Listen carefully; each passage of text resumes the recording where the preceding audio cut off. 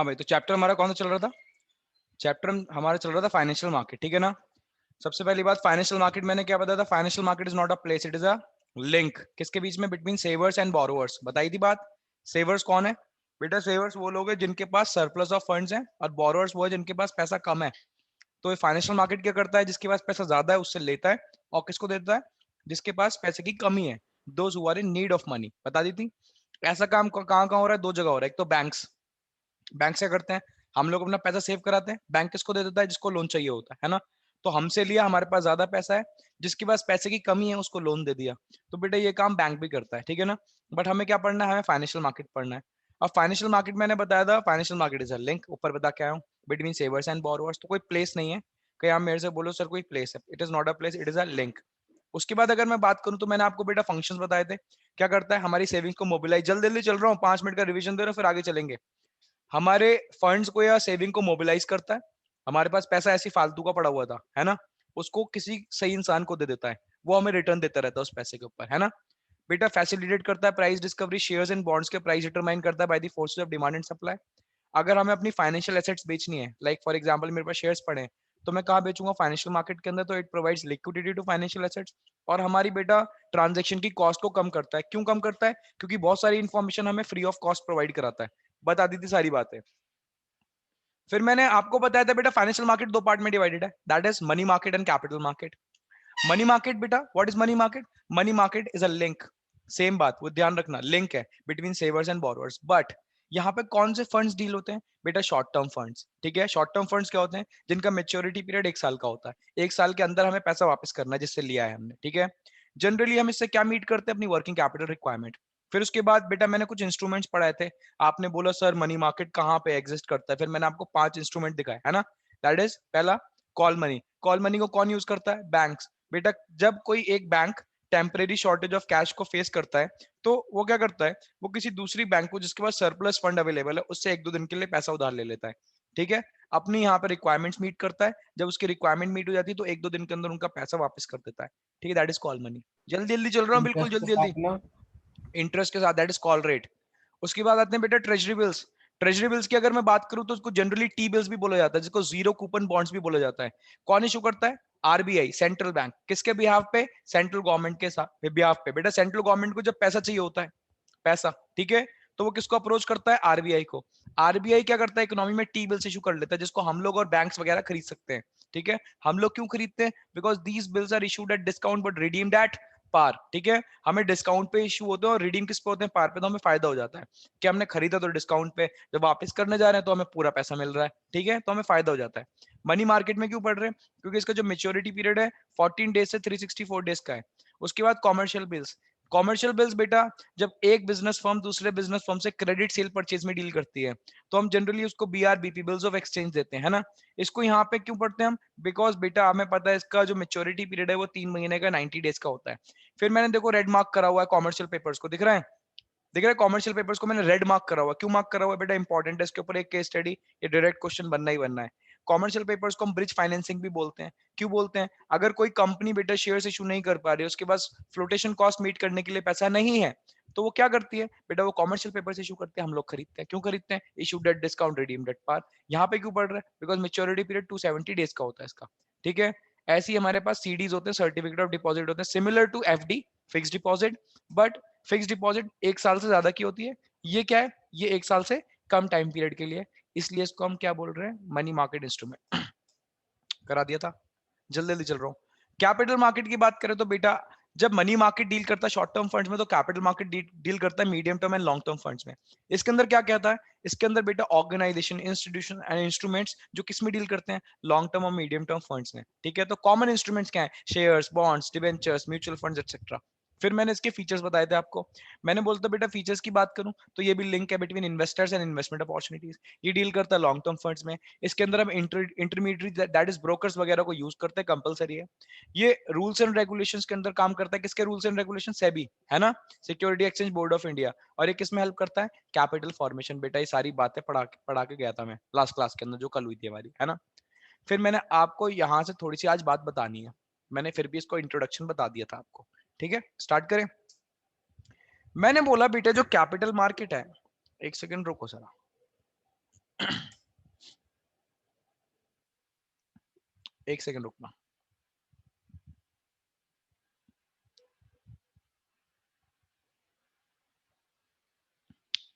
देखो भाई सामने मैंने आपको बोला था ये जो हमारा फाइनेंशियल मार्केट है, दिख रहा है आपको फाइनेंशियल मार्केट, ये दो पार्ट में डिवाइडेड, एक है हमारा मनी मार्केट और एक है हमारा कौन सा मार्केट, कैपिटल मार्केट।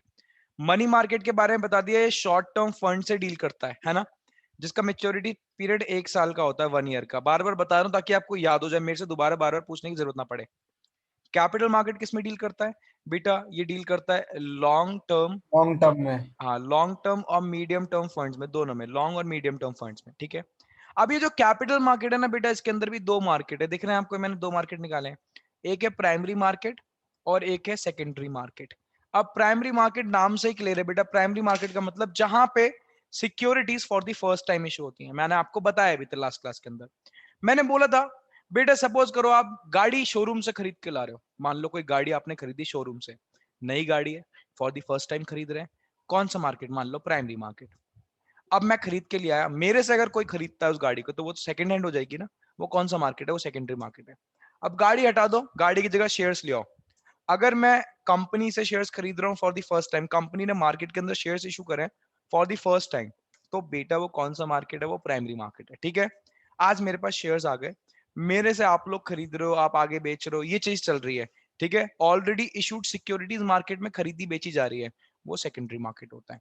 तो प्राइमरी मार्केट को बेटा फर्स्ट इशू मार्केट भी या न्यू इशू मार्केट भी बोला जाता है।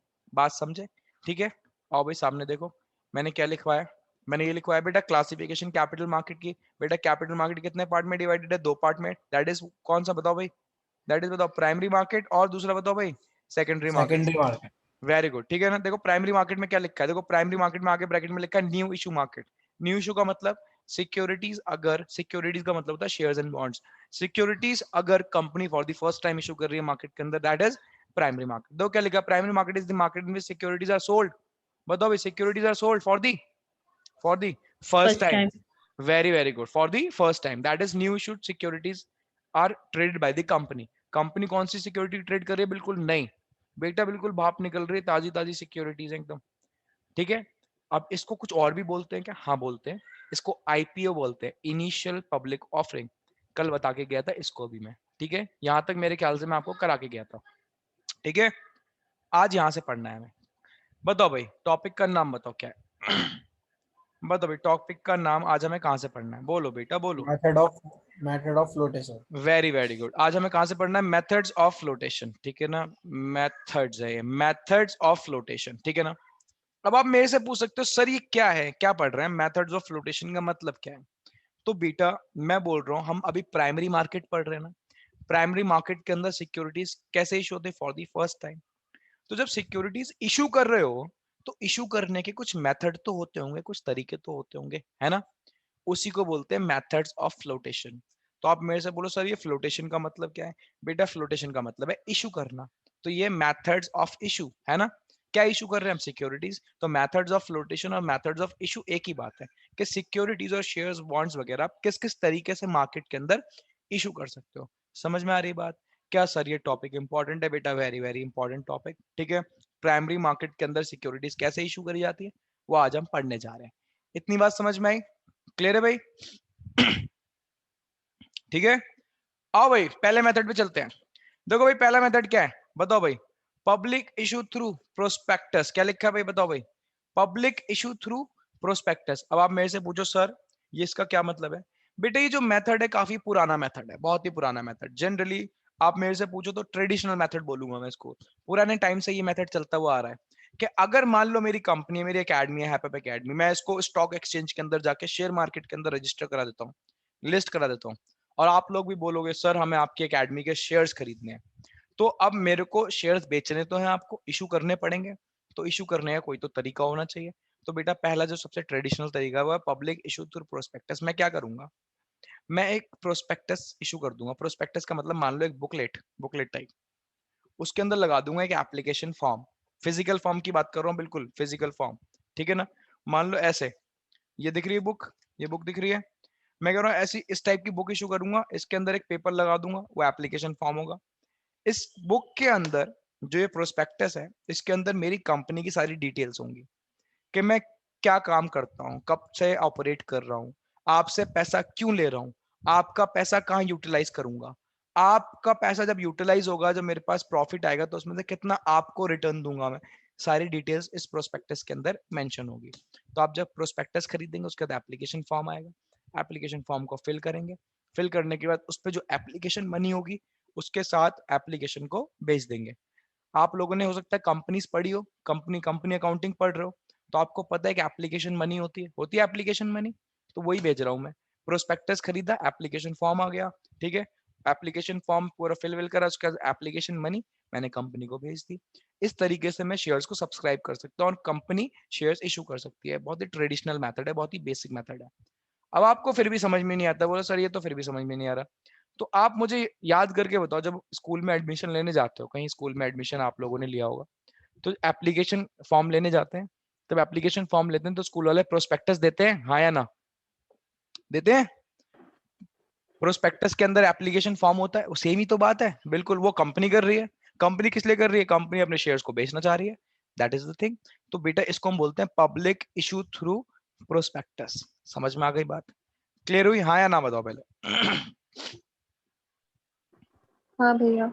Very good. अब जरा देखो मैंने क्या लिखवाया, under this method company issues a prospectus. Company क्या इशू करती है? एक प्रोस्पेक्टस। किस लिए?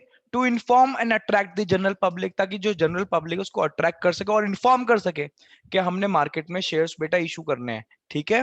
अब ये प्रोस्पेक्टस क्या होता है, इसके अंदर क्या क्या डिटेल्स होती हैं? देखो, in prospectus company provide details about the purpose, कि कंपनी पैसा किस लिए रेज कर रही है, about the purpose for which funds are being raised, ठीक है ना, एटसेट्रा, बहुत सारी इंफॉर्मेशन होती है, ठीक है। और कभी कभार कंपनीज क्या इन्वॉल्व करती हैं इसमें, इंटरमीडियरीज भी इन्वॉल्व करती हैं प्रोस्पेक्टस बेचने में भी, ये बात ध्यान रखना। इतनी बात समझ में आ गई? इतना सही है ये, ठीक है। दैट इज, ये बहुत ज्यादा ट्रेडिशनल मेथड है, public issue through prospectus. Second, second very important, लिखा है प्राइवेट प्लेसमेंट। अब इस बात को पहले मेरे को सुनना, फिर रीड करेंगे, ठीक है। प्राइवेट प्लेसमेंट में क्या है, सामने देखो जरा।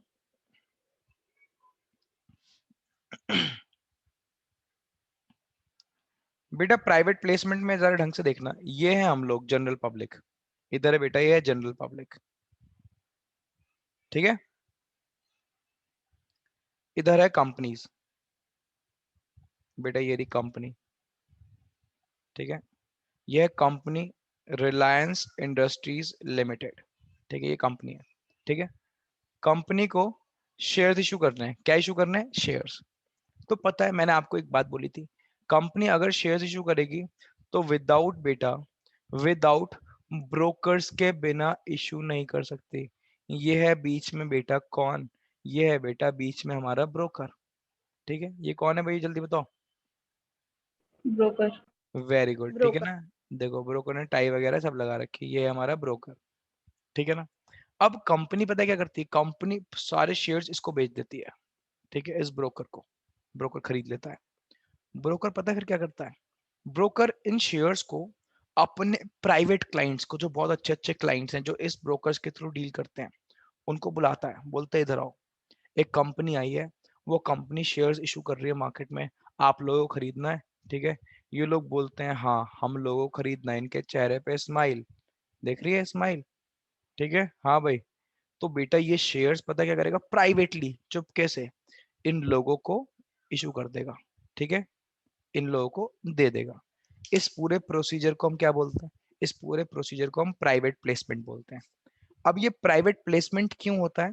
क्योंकि जो ब्रोकर है उसने प्राइवेटली प्राइवेटली चुपके से अपने कुछ सिलेक्टेड क्लाइंट्स को, जो अच्छे क्लाइंट्स हैं, उनको बुलाया और वो शेयर्स बेच दिए, तो इसको बोलते हैं प्राइवेट प्लेसमेंट। बात समझे, हाँ या ना? हाँ भैया। Very very good. अभी तो देखो देखो क्या लिखा है, private placement. Under this method the securities are sold by the company to the, बताओ भाई, टू दी, बोलो भाई, to the intermediaries. Very good. Intermediaries कौन है? ये ब्रोकर्स। इंटरमीडियरीज का मतलब brokers. At a fix price, किसी फिक्स प्राइस पे बेच दिया। अब इन सेकंड स्टेप ब्रोकर क्या करेगा, ये इंटरमीडियरी क्या करेगा, बताओ भाई? Sell the securities not to the general public, बताओ, but to the, not general public को नहीं बेच रहा, selected client. Selected clients at higher price. समझ में आ गई बात? ठीक है, and it is known as private placement. इसको हम क्या बोलते हैं बेटा, इसको प्राइवेट प्लेसमेंट बोला जाता है। बहुत ही सिंपल मेथड है, ठीक है। तो पहले स्टेप के अंदर क्या हुआ, पहले स्टेप के अंदर जल्दी बताओ, पहले स्टेप के अंदर कंपनी ने इंटरमीडिएट्स को सेल करा एट अ फिक्स प्राइस, फिर इंटरमीडिएट्स ने not to the general public but to the private client या सिलेक्टेड क्लाइंट्स, ठीक है, at a higher price, it is known as private placement. दो तरीके बता दिए मेथड ऑफ फ्लोटेशन के। प्राइमरी मार्केट पढ़ रहे हैं, प्राइमरी मार्केट के अंदर अभी securities for the first time issue हो रही है, ठीक है। हम सिक्योरिटीज खरीद रहे हैं ब्रोकर से या कंपनी से खरीद रहे हैं, ठीक है। तो यहाँ पे सिक्योरिटीज ऑलरेडी इशूड नहीं है, ठीक है। तो मान लो एक बात और, एक बात और सामने देखते रहना, मैं कह रहा हूं बेटा ये है जीवांश, ये है जीवांश, ये है अरीबा और ये है रितीश। मैं कह रहा हूं बेटा इन लोगों ने शेयर्स खरीद लिए अब, ठीक है, इन लोगों के पास शेयर्स आ गए, जीवांश, अरीबा और रितीश के पास। अब ये क्या कर रहे हैं, आपस में ही शेयर्स को बेच रहे हैं एक दूसरे को और खरीद रहे हैं एक दूसरे से, है ना। अब मुझे बताओ ये जो आपस में एक दूसरे को शेयर्स बेच रहे हैं और खरीद रहे हैं, ये कौन सा मार्केट है, सेकेंडरी। सेकेंड। सेकेंडरी। ये बात ध्यान रखना प्लीज, मैं इसको प्राइमरी मार्केट में क्यों पढ़ा रहा हूँ अभी ये सारे मेथड। आप देखना यहाँ पे हम कंपनी से और ब्रोकर्स से ही क्या खरीद रहे हैं, शेयर्स खरीद रहे हैं, यानी वो shares for the first time खरीद रहे हैं। मैं यहाँ पे ऑलरेडी इशूड सिक्योरिटीज नहीं खरीद रहा हूँ, तभी हम इसको कहाँ पढ़ रहे हैं, हम इसको प्राइमरी मार्केट के अंदर पढ़ रहे हैं। प्राइमरी मार्केट के अंदर shares are issued for the first time, ये बात प्लीज बेटा ध्यान रखिएगा। क्लियर है, इतनी बात समझ में आ गई। उसके बाद आते हैं बेटा ऑफर फॉर सेल पे। अब बहुत सारे बच्चों को बहुत कंफ्यूजन होती है कि सर ये प्राइवेट प्लेसमेंट और ऑफर फॉर सेल में क्या डिफरेंस है, अभी समझ में आ जाएगा क्या डिफरेंस है। ऑफर फॉर सेल भी प्राइवेट प्लेसमेंट की तरह, कंपनी ने सिक्योरिटीज इशू करी इंटरमीडिएट्स को, इंटरमीडिएट्स मतलब ब्रोकर्स, फिर ब्रोकर्स ने उसको बेच दिया नॉट टू दी प्राइवेट और selected clients but to the general public, और अगर जनरल पब्लिक को बेचा तो ये बन जाता है ऑफर फॉर सेल। अगर यही काम वो सिलेक्टेड क्लाइंट्स के साथ कर देता तो ये बन जाता प्राइवेट प्लेसमेंट, बट उसने सिलेक्टेड क्लाइंट्स के साथ नहीं करा, उसने ये क्या करा, जनरल पब्लिक को बेच दिया, सबको सबके लिए ओपन कर दिया, तो ये बन गया बेटा ऑफर फॉर सेल, ठीक है। अब इस बात को अरीबा रीड करिए जल्दी फास्ट, ऑफर फॉर सेल को। Under this method, securities are sold to the general public not directly, but an intermediary is involved who buys all the securities from the company and sell the securities to the general public, but not to the selected clients. Very good, अब बात समझ में आ गई। तो यहाँ पे भी हम एक इंटरमीडिएट को इन्वॉल्व करते हैं, वो इंटरमीडिएट क्या करता है, वो इंटरमीडिएट सारी सिक्योरिटीज खरीद लेता है कंपनी से, फिर वो जनरल पब्लिक को बेचता है not to the selected clients, specially लिखवा दिया मैंने इसके अंदर, सिलेक्टेड क्लाइंट्स को बेचेगा तो वो प्राइवेट प्लेसमेंट हो जाएगा, बट जनरल पब्लिक को बेच रहा है तो वो ऑफर फॉर सेल हो जाएगा। बोलो भाई समझ में आ रहा है। तीन मेथड हो गए फ्लोटेशन के, पहला public issue through prospectus, private placement, offer for cell. अब किस पे आ गया हूं मैं, राइट इशू पे, ठीक है, फोर्थ राइट इशू, ठीक है। बेटा अब जरा बात को ठीक से समझना, देखो आ रहा हूं मैं अपने उसी डायग्राम पे, उसी डायग्राम के तो सारी बातें आपको समझ में आनी है। मैं कह रहा हूं बेटा आज ये जो रिलायंस इंडस्ट्रीज लिमिटेड थी, इसने तो कुछ शेयर्स तो बेच ही रखे हैं मार्केट के अंदर, है ना। आज ये कुछ नए शेयर्स और लाना चाहती है। बात को ठीक से सुनना मैंने क्या बोला, क्योंकि सारी बात मैं फिल्टर्ड बोलता हूं। मुझे ढंग से बताओ, क्या रिलायंस इस एग्जांपल में, क्या रिलायंस इंडस्ट्रीज लिमिटेड ने मार्केट के अंदर शेयर इशू करे हुए हैं, हाँ या ना में जवाब दो, करे हुए हैं सामने वाले एग्जांपल में, करे हुए हैं। अब मेरी दूसरी बात सुनो, मैं कह रहा हूं ये कुछ नए शेयर्स और लाना चाहती है कंपनी, ठीक है। यानी अब दो बातें हो गई, पहली बात तो कंपनी के शेयर्स मार्केट में ऑलरेडी अवेलेबल है, बट आज कंपनी कुछ नए शेयर्स और लेके आना चाहती है, वो भी नए शेयर्स हैं जो लेके आना चाहती है, तो प्राइमरी मार्केट ही है, ठीक है ना। अब पता है क्या होगा बेटा, कंपनी के ऑलरेडी शेयर होल्डर्स हैं, ठीक है ना, एग्जिस्टिंग शेयर होल्डर्स हैं, जीवांश, अरीबा और रितीश। बेटा जैसे ही कंपनी नए शेयर्स ला रही है, जैसे ही कंपनी नए शेयर्स ला रही है और कंपनी ने ऑलरेडी मार्केट में शेयर्स भी इशू कर रखे हैं, तो बेटा जो एग्जिस्टिंग शेयर होल्डर्स है ना, उनका एक अधिकार बन जाता है, उस अधिकार को बोलते हैं प्री एम्प्टिव राइट। क्या बोलते हैं, प्री एक सेकंड ना, उसको बोलते हैं pre emptive right. Pre emptive right का मतलब बेटा इनका अधिकार बन गया कि कंपनी सबसे पहले इनसे पूछेगी before going to the outsiders. बेटा किसी आउटसाइडर से नहीं पूछ सकती। देखो मैं खड़ा हूं यहाँ पे, मैं खड़ा हूं, अमान सर यहाँ पे खड़े ये रहे, और यहाँ पे बेटा हैदर खड़े हैं, ठीक है। बताओ भाई, हैदर और मैं तो आउटसाइडर हो गए, क्यों आउटसाइडर है हैदर और मैं? क्योंकि हैदर और मैंने रिलायंस इंडस्ट्रीज लिमिटेड के आज तक शेयर ही नहीं खरीद रहे, ठीक है ना। अब नहीं खरीदे तो हम इनके एग्जिस्टिंग शेयर होल्डर्स नहीं है। आज कंपनी नए शेयर्स लेके आना चाहती है। बताओ भाई, हैदर और मेरा या इन तीनों का? बताओ किसका प्रीएम्प्टिव राइट बनता है, किसका अधिकार बनता है पहला नए शेयर्स पे जो कंपनी लेके आने जा रही है? जल्दी बताओ किसका अधिकार है? हम तीनों इन का। तीनों का। वेरी वेरी गुड बेटा, जीवांश, अरीबा और रितीश का। कौन सा राइट है? राइट का नाम तो याद करना पड़ेगा। बताओ भाई, प्री एम्प्टिव राइट बोलो भाई यार, नाम बोलो। प्री एम्प्टिव राइट, दोबारा बोलो, प्री एम्प्टिव।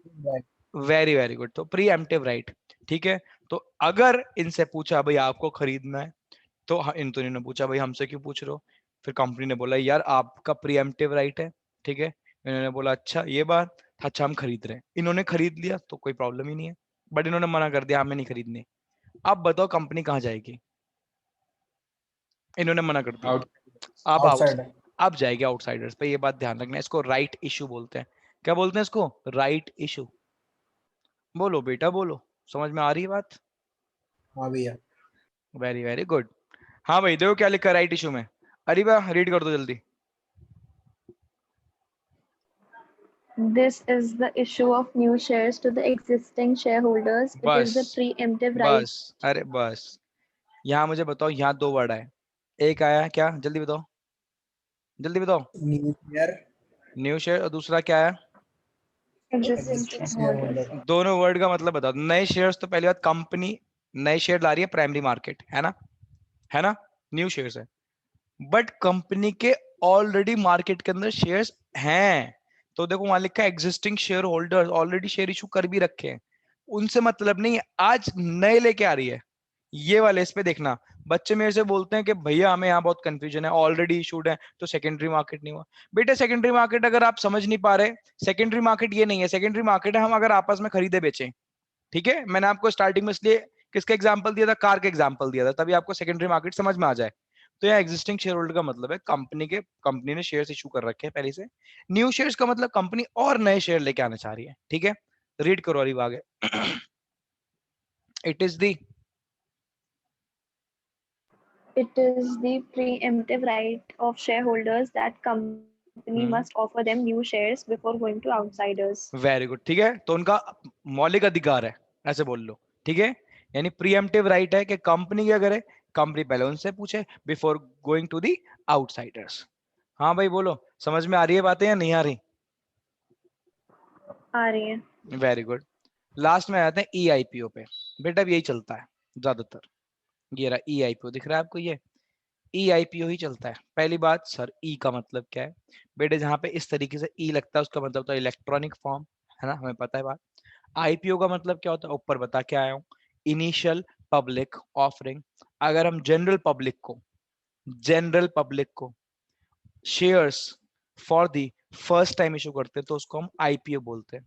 तो आपको पता होना चाहिए आजकल ये जो मैं ऊपर समझा रहा हूँ सारी चीजें कि प्रोस्पेक्टस दे रहे हैं, ये दे रहे हैं, फलाना दे रहे हैं, ढिमकाना, ऐसा नहीं होता कुछ भी। आजकल ऐसे होता है, ठीक है। अब थोड़ा सा मैं 5 मिनट लूंगा वरना ये समझ में नहीं आएगा, ठीक है। 5 मिनट इसलिए ले रहा हूँ, थोड़ा समझा रहा हूँ किस तरीके से ट्रेडिंग होती है आजकल। टॉपिक भी है, चैप्टर के एंड में भी है, वहां पे भी समझाऊंगा, बट थोड़ा फिर भी अब मैं बेस बनाता हूँ, चलू बात को। बेटा आज पहले पता है पुराने जमाने में क्या होता था? पुराने जमाने में जो ट्रेडिंग होती थी वो फिजिकल फॉर्म में होती थी। फिजिकल फॉर्म का मतलब क्या है? बेटा फिजिकल फॉर्म का मतलब है जब स्टॉक एक्सचेंज बने थे, ठीक है। ये मान लो स्टॉक एक्सचेंज एक पर्टिकुलर जगह थी उस टाइम, अभी भी है, बट वहां पे ऐसे ट्रेडिंग नहीं होती। अब ट्रेडिंग कहीं से भी कोई भी इंसान कर सकता है, बट पहले ऐसा नहीं था। पहले ये मान लो प्लेस ही थी। तो यहाँ पे कंपनी के ऑक्शनर्स आए हुए हैं, देखो कंपनी के ऑक्शनर्स खड़े हुए हैं। यहाँ पे बेटा जनरल पब्लिक रहती थी, बहुत सारी खड़ी रहती थी जनरल पब्लिक, ठीक है। बहुत शोर मचता था स्टॉक एक्सचेंज के अंदर पहले, ठीक है। यहाँ से बिडिंग होती थी शेयर्स के प्राइस पे। और सोचा बिडिंग का मतलब क्या? बेटा बोलियां लगती थी। मान लो इसने, हाँ इसने बेस प्राइस रखा मान लो 100 रुपीज पर शेयर। अब बोली लगा रहा है 100 रुपीज पर शेयर, एक पीछे उधर से पीछे लगाया 105, उधर से लगाया मैं खरीदूं कितने में, 110 में। इस तरीके से शेयर्स बिकते थे पहले जब स्टॉक एक्सचेंज बना था फिजिकल फॉर्म में। अब मान लो किसी ने लगा दिया भाई मैं 200 में, सीधा उसने बोला मैं 200 में खरीदना चाहूंगा, ठीक है, डिमांड और सप्लाई मैच हो गई, ये 200 रुपए में डिमांड कर रहा है ना, और वो 200 में सप्लाई कर रहा है, शेयर का प्राइस डिटरमाइन हो गया, 200 रुपए पर शेयर डिटरमाइन हो गया, खरीद लिए बंदे ने शेयर, ठीक है, इस तरीके से हो गया। अब शेयर खरीदे, हाँ लो भाई, एक प्रोस्पेक्टस के साथ मान लो उसके अंदर शेयर्स डॉक्यूमेंट वगैरह लगा के इसको दे दिए, बंदे ने अपने पास रख रखे। अब आपको क्या लगता है बंदा कब तक रखेगा शेयर्स? खो गया अगर ये तो, किसी ने चुरा लिए तो, है ना, बहुत सारी चीजें। तो बहुत प्रॉब्लम आती थी फिजिकल फॉर्म में ट्रेडिंग करने में। तो बेटा सेबी ने अलाउ कर दिया। सेबी कौन है बेटा? सेबी है इन सबके पापा, ठीक है, security exchange board of India. इनको जितने भी स्टॉक एक्सचेंज है इनको कौन कंट्रोल करता है बेटा? जितने भी स्टॉक एक्सचेंज है इनको कंट्रोल करता है SEBI, security exchange board of India. तो उन्होंने बेटा परमिट कर दिया कि अब से जितनी भी ट्रेडिंग होगी वो स्क्रीन बेस्ड ट्रेडिंग होगी। स्क्रीन बेस्ड ट्रेडिंग का मतलब डिजिटल फॉर्म में। तो अब सोच रहे हो सर अब कैसे ट्रेडिंग होती है? बेटा सबसे पहले एक अकाउंट खुलता है आपका जिसको हम बोलते हैं डीमैट अकाउंट। क्या बोलते हैं भाई, बोलो? डीमेट। डीमैट। अब आप बच्चे में से पूछ रहे डीमैट का मतलब क्या है? बेटा डीमैट का मतलब होता है डीमटेरियलाइज्ड। पहले फिजिकल फॉर्म में, मटेरियल फॉर्म में मिलते थे शेयर्स, डीमटेरियल का मतलब अब इलेक्ट्रॉनिक फॉर्म में मिलेंगे। किस फॉर्म में? इलेक्ट्रॉनिक फॉर्म में। हमने मटेरियल खत्म कर दिया, खत्म करके किस फॉर्म में लिया? इलेक्ट्रॉनिक फॉर्म में बेटा, ठीक है। तो अब आपका एक अकाउंट खुलता है डीमैट अकाउंट, उसके थ्रू आप शेयर्स खरीदते हो और शेयर्स बेचते हो, ठीक है। अब कोई कंपनी अगर नए शेयर्स लेके आना चाहती है तो आप अपना डीमैट अकाउंट लॉग इन करते हो, उस पर पता चल जाता है कि कौन सी कंपनी अपने नए शेयर्स लेके आने वाली है, उसकी डेट वगैरह सब आती है, आपको खरीदना है आप खरीद सकते हो, ठीक है। समझ में आ रही बात? तो यानी अब सब क्या होता है, अब सब डिजिटल फॉर्म में सारी चीजें होती हैं। बाकी रिमेनिंग बात है जो और डिटेल वाली बात है वो ट्रेडिंग प्रोसीजर के अंदर बताऊंगा। तो अब मुझे बताओ जो आईपीओज आ रहे हैं वो किस फॉर्म में आ रहे हैं? फिजिकल फॉर्म में या डिजिटल फॉर्म में? बताओ भाई। डिजिटल फॉर्म में, Digital. करेक्ट। तो digital form. Very very good. तो उसको हम क्या बोलते हैं? उसको हम बोलते हैं बेटा ई आईपीओस। क्या बोलते हैं? ई आईपीओस। बात समझ रहे हो? इलेक्ट्रॉनिक इनिशियल पब्लिक ऑफरिंग, ठीक है। दैट इज वो बिल्कुल लेटेस्ट मेथड है, लिखा है ना, इट इज द, चलो रीड करो अरीबा। अरीबा रीड करो। It is the new method of issuing securities through online system of stock exchange. Very good. In this method, companies have to appoint registered brokers for the broker purpose सब of जगह use accepting होंगे। applications. Brokers बेटा, broker सब जगह use होंगे। Without broker आप shares खरीद ही नहीं सकते, ये बात ध्यान रखना। मैंने आपको बताया स्टॉक एक्सचेंज के अंदर ब्रोकर्स आर कंपलसरी। मेरे को खरीदना है, पहले मेरे को कोई ब्रोकर डिसाइड करना पड़ेगा। ब्रोकर्स, अब आप सोच रहे हैं ब्रोकर कोई एक बंदा है, बेटा भूल जाओ, कोई ब्रोकर बंदा नहीं। वो पुराने जमाने में एक इंसान होता था, वो इंसान इतना बिजनेस कर करके इतना बड़ा हो गया, उसने कंपनी खोल ली। तो ब्रोकरिंग कंपनीज हैं आजकल, जिसको आप म्यूचुअल फंड कंपनीज बोलते हैं, ठीक है। तो वो इतनी बड़ी हो गई हैं कि अब वो जो ब्रोकर्स हैं वो ब्रोकर्स नहीं रहे, वो कंपनीज बन गई हैं, ठीक है। तो बेटा वो हमें एक पर्टिकुलर कंपनी या ब्रोकरिंग फर्म हमें सेलेक्ट करनी होगी, वो हमारे बिहाफ पे सारे काम करेगा, एप्लीकेशन प्लेस करेगा, ऑर्डर वगैरह, ये सारी बातें बताऊंगा लास्ट पे ट्रेडिंग प्रोसीजर के अंदर। हाँ भाई जल्दी बताओ, क्या पढ़ रहे हैं हम? कौन सा मार्केट पढ़ रहे हैं? जल्दी बताओ। Primary. प्राइमरी मार्केट कौन सा market? New issue market, where securities are sold for the first time, है ना। उसके बाद इसके अंदर मेथड ऑफ फ्लोटेशन 5 मेथड है, ठीक है। पहला public issue through prospectus, private placement, offer for cell, right issues और ईआईपीओस। याद हुई बातें? हाँ भैया. हाँ वेरी वेरी गुड। अब मुझे आप लोग एक बात बताओ, आप लोगों ने तैयारी कर लिया टेस्ट की? आज है मेरा दिन। हाँ भाई टेस्ट की तैयारी कर ली, क्योंकि टेस्ट तो आपका प्रिपेयर हो गया है, पूरा फाइनलाइज हो गया है। 9 बजे आएगा एग्जैक्ट लिंक, 40 मिनट में दूंगा बस मैं, 1 घंटा भी नहीं दूंगा, 40 मिनट दूंगा। 40 मिनट में आप उसको सबमिट करेंगे, ये बात ध्यान रख लेना, ठीक है भाई। आवाज नहीं आ रही टेस्ट के नाम से, सन्नाटा हो गया एकदम। हो जाएगा हो जाएगा। हाँ हो जाएगा, फेल हो जाएगा। ठीक है। पासिंग मार्क्स भी देख लेना, उसके अंदर लिख के कुछ भेजूंगा तो बेटा मैं। होएगा ही, कुछ तो नहीं, कुछ तो होएगा ही। हाँ, something is better than nothing, you know. Yes. भैया पहले वाले टेस्ट के भी मार्क्स पता नहीं चले. हाँ बेटा दे दूंगा साथ में अरीबा, टेंशन मत लो। फिर तो और खुश हो गया आपको जब मैं फर्स्ट वाले टेस्ट के मार्क्स दूंगा। ये पहले वाला कब लिया? अरे रितेश तुम चुप रहो थोड़ी देर यार प्लीज, तुम नहीं थे तब। हाँ भाई, जरा सेकेंडरी मार्केट पर जाओ। अब सेकेंडरी मार्केट की अगर मैं बात करूं, ओहो क्या चल रहा है, ये नहीं होता। Very very good. हाँ भाई, उसके बाद बात करेंगे सेकेंडरी मार्केट की। सेकेंडरी मार्केट की अगर बात करें तो बेटा सेकेंडरी मार्केट मैंने आपको बताया जहां पे सेकंड हैंड सिक्योरिटीज, गाड़ी खरीद के लिए आया था। अच्छा आप एक बात मुझे बताओ, आपको क्या लगता है OLX जो मार्केट है, OLX ऐसे समझाता हूँ, OLX पे क्या होता है ये बताओ पहले मुझे, चलो शिवम वर्मा।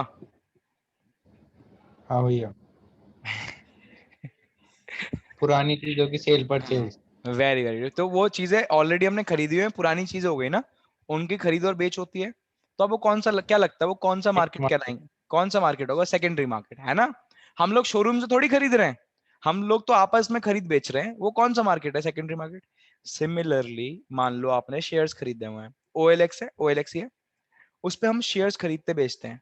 मैंने देखा भाई कौन रिलायंस के शेयर्स बेच रहा है, मुझे पता चला शिवम बेच रहा है, रिलायंस के कितने शेयर्स बेच रहा है, 50 शेयर्स बेच रहा है, मैंने शिवम से खरीद लिए, सेकेंडरी मार्केट है बेटा, ऑलरेडी इशूड सिक्योरिटीज जहां खरीदी बेची जा रही हैं, that is what, that is our secondary market.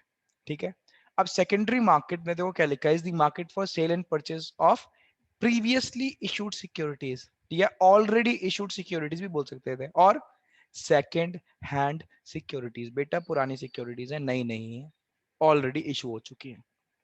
अब मेन बात बताता हूं मैं आपको, अब आप मेरे से पूछ सकते हो सर ये स्टॉक एक्सचेंज क्या है, मैं बोलूंगा बेटा stock exchange is our secondary market. Stock exchange होता है हमारा सेकेंडरी मार्केट, प्राइमरी मार्केट नहीं है। सेकेंडरी मार्केट जो है वो स्टॉक एक्सचेंज है, तो सेकेंडरी स्टॉक एक्सचेंज और सेकेंडरी मार्केट मोर और लाइक सेम थिंग, ये ध्यान रखना। बट फिर आप बोलोगे सर IPO कहाँ लॉन्च होते हैं, आपके माइंड में कंफ्यूजन आती है इतनी सारी, क्योंकि आपको प्रैक्टिकल नॉलेज नहीं है, सही बात है। फिर आप बोलोगे सर IPOs कहाँ आएंगे, मैं बोलूंगा बेटा वो स्टॉक एक्सचेंज में आएंगे। फिर आप बोलोगे सर IPO तो प्राइमरी मार्केट में भी आपने बताया है ना कि shares are issued for the first time, फिर आप बोल रहे हो कि sir stock exchange secondary market है। अब यहाँ पे आपका मैं डाउट क्लियर करता हूँ बेटा, अभी थोड़े टाइम पहले, ज्यादा पहले की बात नहीं है, रिसेंटली सेबी ने IPOs को परमिट कर दिया स्टॉक एक्सचेंज के थ्रू। लोगों को प्रॉब्लम होती थी सिक्योरिटीज खरीदने में, उनको पता नहीं चल पाता था IPO आ रहा है या नहीं आ रहा। ठीक है, तो क्या करा सेबी ने बोला कि देखो ये स्टॉक एक्सचेंज तो सेकेंडरी मार्केट है, यहाँ पे जो सिक्योरिटीज ऑलरेडी इशू हो गई वो खरीदी बेची जाएंगी, बट बहुत प्रॉब्लम होती थी। ठीक है, इसकी वजह से हमारा स्टॉक एक्सचेंज ग्रो नहीं कर पा रहा था, नंबर ऑफ ट्रांजेक्शन और ज्यादा नहीं हो पा रही थी। तो सेबी ने क्या करा, अपने डेवलपमेंटल फंक्शन के अंदर, आगे पढ़ाऊंगा सेबी भी आएगा, टेंशन नॉट, ठीक है, वहां पे फिर आपसे पूछूंगा ये बात मैं, सेबी ने परमिट कर दिया, बोला जाओ जी लो अपनी जिंदगी। कैसे कि IPOs को भी बेटा हमने क्या कर दिया, अलाउ कर दिया। आज बेटा ध्यान रखना, IPOs भी स्टॉक एक्सचेंज के अंदर इशू होते हैं, IPOs आते हैं, सारे के सारे IPOs कहाँ आते हैं, स्टॉक एक्सचेंज के अंदर ही आते हैं। बात समझ रहे हो, या ऊपर से जा रही है बॉल बाउंस बाउंस करके, बताओ बेटा। बोलो, चुप क्यों हो, रिपीट अरे कर वाह, दीजिए। क्या बेटा क्या हुआ। अब मैंने जो स्टॉक बेटा, stock exchange is a secondary market, stock exchange जो है ना वो सेकेंडरी मार्केट ही है। सेकेंडरी मार्केट क्या होता है, जहां पे प्रीवियसली इशूड सिक्योरिटीज खरीदी और बेची जाती है। बट फिर मैंने आपको बताया कि सेबी ने पता है क्या करा है, सेबी ने IPOs को, इनिशियल पब्लिक ऑफरिंग्स को, ठीक है, जो कि प्राइमरी मार्केट की पार्ट होती है, मैंने अभी ऊपर पढ़ा के आया हूं आपको, वो अलाउ कर दिया है कि जो कंपनीज हैं वो स्टॉक एक्सचेंज के अंदर भी for the first time securities को लेके आ सकती हैं। ऐसा क्यों करा गया, ताकि बेटा हमारे स्टॉक एक्सचेंज और ज्यादा ग्रो करें और डेवलप करें। समझ रहे हो बातों को, ठीक है। फिर मैंने ये सारी बातें मेरे को इसलिए बतानी पड़ रही हैं आपको, है ना, मैंने आपसे बोला था एक सेमिनार कराऊंगा स्टॉक एक्सचेंज के ऊपर, है ना, पूरा ये चैप्टर खत्म होते कराऊंगा, ताकि आप लोगों को तो कम से कम प्रैक्टिकल नॉलेज रहे बढ़िया तरीके से, जिसको इवन उस सेमिनार के बाद इवन ट्रेडिंग भी करनी होगी ना, वो भी करवा देंगे, टेंशन बिल्कुल नहीं। समझ रहे हो बातों को, ठीक है। इसलिए बट आपको कम से कम बेस की नॉलेज तो होनी चाहिए, मेरी बेइज्जती तो ना हो, मैं आपके सेमिनार करा रहा हूँ, उनका बोलो अमान सर के स्टूडेंट्स को कुछ आता ही नहीं है। इसलिए मैंने बोला था कि बेटा ये चैप्टर पहले पढ़ लेना मेरे से अच्छे तरीके से, उसके बाद आगे जाना, ठीक है। तो स्टॉक एक्सचेंज के अंदर भी IPOs आते हैं, इनिशियल पब्लिक ऑफरिंग आती है, ठीक है। आज हम यहीं तक पढ़ेंगे, ठीक है। अंशिका बेटा अपनी मेल आईडी ना, मेल आईडी मेरे को व्हाट्सएप कर देना। अंशिका, ओके अंशिका, भैया। हाँ बेटा, अंशिका और महक, महक, अंशिका और महक बेटा अपनी मेल आईडी प्लीज मेरे को वो कर देना व्हाट्सएप। तो मैं आपको कुछ क्लासेस सेंड, हाँ मैं कुछ क्लासेस सेंड करूंगा, आप प्लीज उसको देख लेना। जो चैप्टर की स्टार्टिंग की क्लासेस है वो मैं आपको भेज दूंगा, जो ये पूरी रिकॉर्ड कर रखी है हमने, वो प्लीज आप देख लेना, ठीक है। ओके ठीक है भैया। भैया। चलो ओके बाय, मिलते हैं नेक्स्ट क्लास के अंदर। भैया नमस्ते। नमस्ते बेटा।